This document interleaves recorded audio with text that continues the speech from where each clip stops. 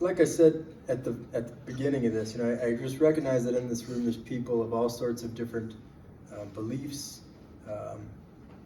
We're in different places on our spiritual journey, and we just have all sorts of curiosity and interest in that. Again, like I said, I was born and raised Christian, and I'm still Christian. So you're going to get kind of my take on this piece. But I've heard some really beautiful things from many different faith backgrounds around the same piece around hope. But you're going to get my spin on it because you're hearing from me. I remember when I was in high school, and I had shared with some friends that I was kind of getting more and more serious about my own faith, because again, high school was a very intense time for me. There was lots of things that now I can recognize as trauma going on in my life, and I didn't really realize it at that time. I just knew life was hard. And I was pouring a lot of that energy into the pool, like I said, swimming. I was pouring a lot of that energy into writing music. And this is when my spirituality started to really awaken in me, and I was starting to find the strength that was in me, but somehow also apart from me. It's a mysterious kind of part of the Christian mindset. And I could feel this. I was like, it's somehow in me and outside me. I don't know how that is, but it is. Like, I can feel it.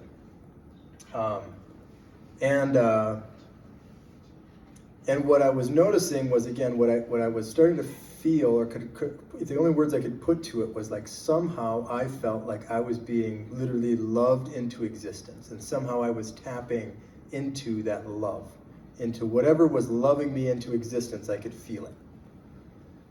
And it was somehow in the relationships I was a part of, and I love this kind of like wanting the best for me from the people around me, and then also from something else, someone else.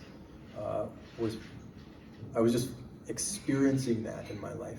And that experience was giving me what I'd call hope.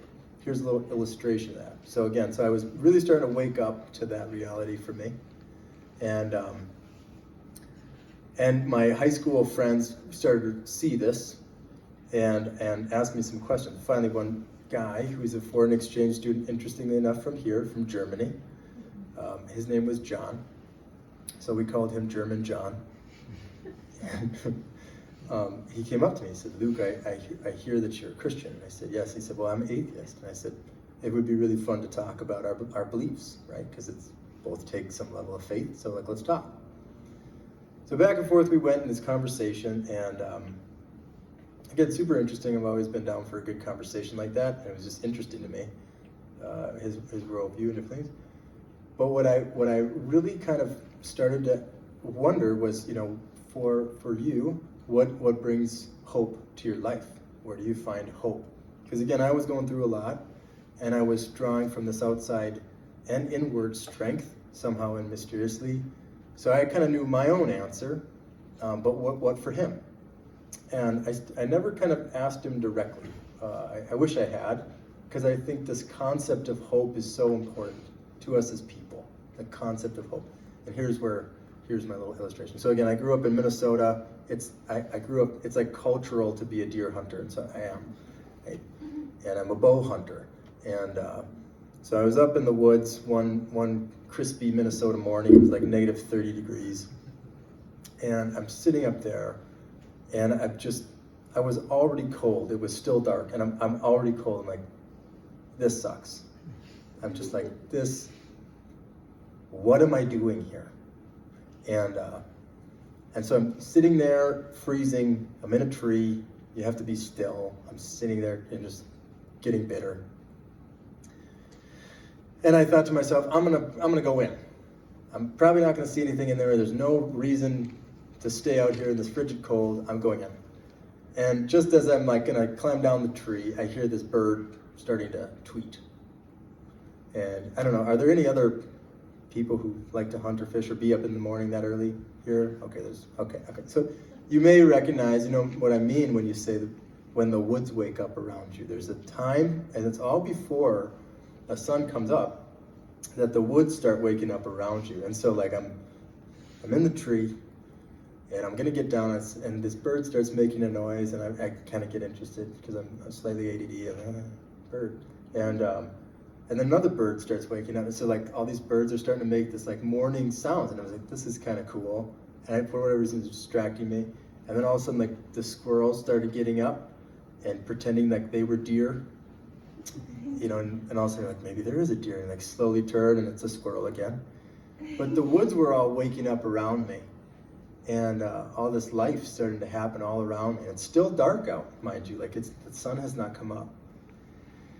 And I was just like, for whatever reason, really caught in this moment of like the woods starting to just wake up all around me. And then finally, the dawn came up. The sun came up over the horizon, and it just shone through the woods. And it was like that cold clarity that comes when things are so cold. It's just so clear, and the sun shone through the woods, and it was just so beautiful to me. And I still don't know exactly why, but it like hit my face. My face warmed up like a degree, and I just remember I would have missed all of this had I gone in. And that is like, I think, something essential about hope, that in the darkest moments, in the coldest moments, there's something there that's still worth waiting for, because the sun is coming. The sun will rise, and the beauty of that is worth it. And just if nothing else, that's worth it. And I thought to myself, I've never asked German John directly what gives him hope, but if nothing else, German John, you could see the beauty of the sunrise in the morning, and maybe that would be enough to give you hope. And maybe if all you need, then you wait for the next sunset, and maybe that'll be enough. And then you wait for the sunrise, and maybe that's just all that it takes. And you just do this enough times, you're marching forward, just to see the sunset, just to see the sun rising. And that journey, and maybe if enough days pass and you start to see more of the beauty all around you. But I think the essence of hope is that you push through the darkness because you believe that the light's coming, that the sun will rise. And actually, if you're a C.S. Lewis fan, that's part of why he made the wardrobe in The Lion, the Witch, and the Wardrobe a wardrobe, because the children had to push through a claustrophobic closet of darkness and things all in their face to push through into this new world. And that's, I think, what can be on the other side of some of the darkest moments is a new world for all of us. And so I just want to say a word about hope, because again, it takes a lot of courage to reach out and ask for help. It takes a lot, and that's, I think, part of one virtue that's so essential to hope, is it takes courage to hope. It takes a lot of courage to hope, because it's very scary. You don't want to be disappointed. But there's possibility on the other side.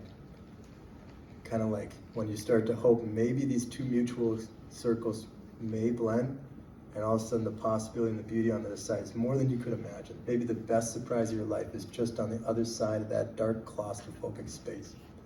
So this is a song called The Sunrise, and I kind of dance between the two imageries. For me, as a Christian, the sun has a deeper meaning, and the Son of God that rose from the dead, it never sets. But for someone else, whatever your reason for hope, anchor on it, because maybe it'll be just enough to see more possibility.